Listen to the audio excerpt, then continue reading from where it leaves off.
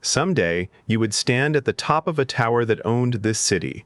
Thousands of soldiers, whole districts in your pocket, corporations that pretended not to fear you. But that was years away. Tonight, it was 4 people, one abandoned garage and one rusty pistol. See, everyone in Night City chased the same dream, become the biggest name on the street. You wanted the opposite. You wanted to build something so quiet that nobody would notice it until it already owned them. And the one rule that made it possible? Every other gang in this city was too greedy to follow it. This is how a nobody from Heywood started building the most powerful gang Night City had ever seen. You grew up in Heywood. Corrupt cops, scabs cutting people open for their implants, neighbors who vanished overnight while everyone learned not to ask. You were nobody, and nobody expected you to become anything.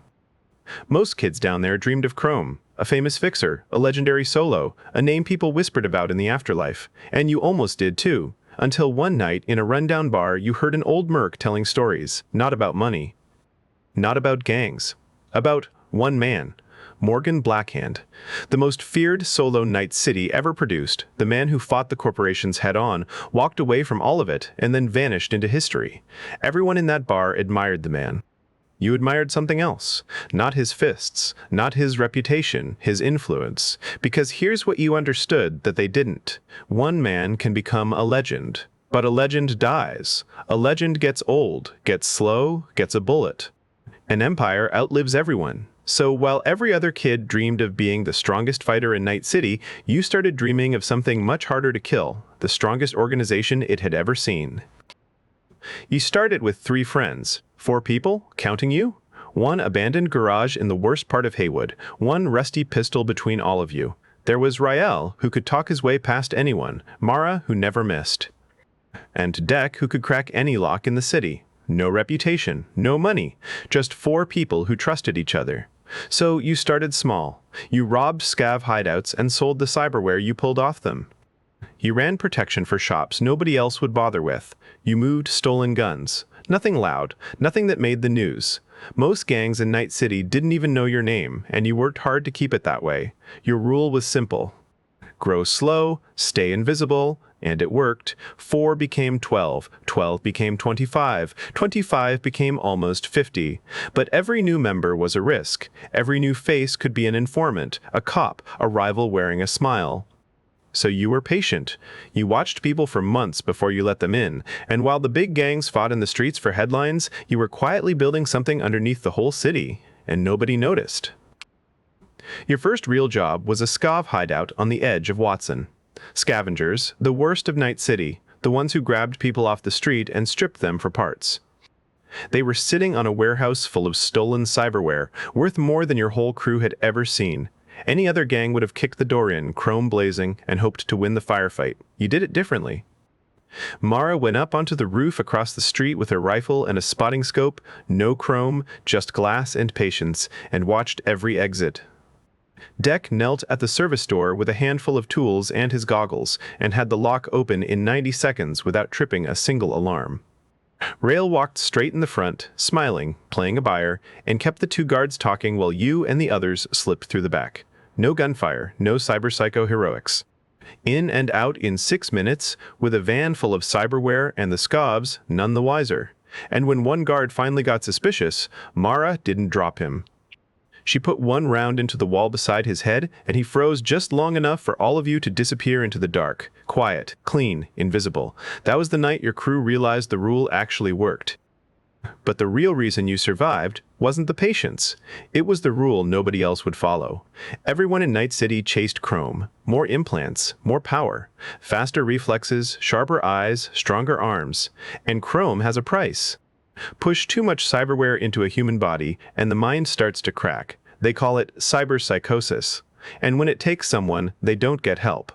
NCPD hunts them down and puts them in the ground. But there was a second problem, one most gangs never even thought about. Every implant you install pings the network. Every piece of Chrome carries a signature the city can read.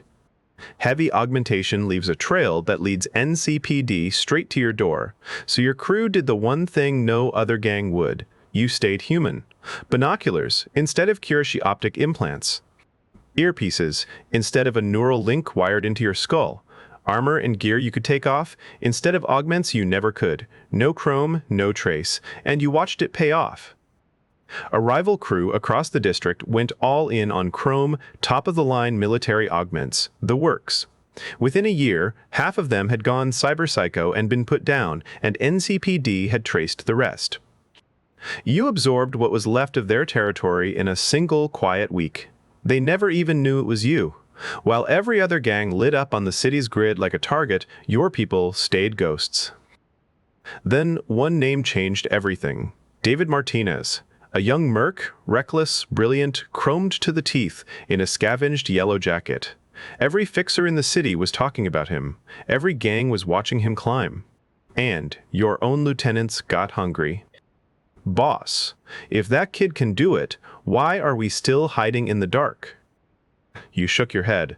Let the city watch him. And you kept building where nobody was looking. Warehouses, safe houses, clinics nobody knew you owned. Then David did the unthinkable. He walked straight at Arasaka, the most powerful corporation in Night City, head on. And for a moment, the whole city held its breath, like maybe, just maybe, he would pull it off. He didn't. Hours later, the news was on every screen. Arasaka had sent its own monster to end him, Atom Smasher, a towering machine in a black chrome body, and it tore David apart. The boy everyone watched was gone. Your headquarters went dead silent. And you gathered every lieutenant into one room and told them the lesson your whole empire would be built on. The moment the city notices you, it tries to erase you.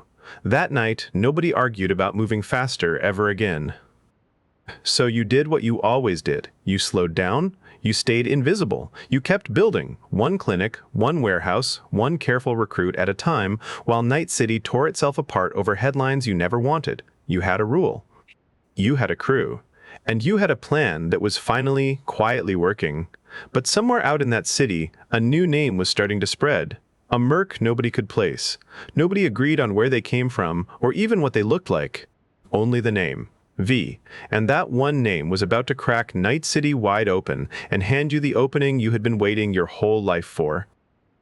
This was part 1, how a nobody built an invisible crew in the deadliest city on Earth.